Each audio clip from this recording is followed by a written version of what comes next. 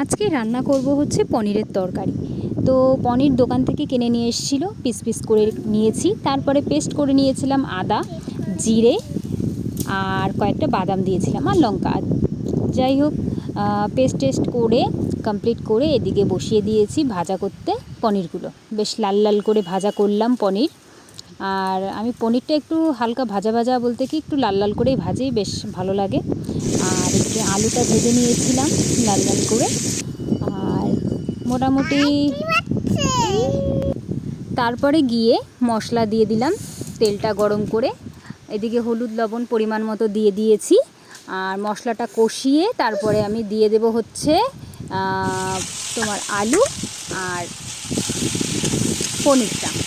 তো যাই হোক, দুটো কষিয়েই মোটামুটি একটু তেল একটু ছাড়বে, তখন গিয়ে জলটা দিয়ে দেবো। যাই হোক, এইভাবেই আমি নিরামিষ তরকারিটা আজকে করলাম।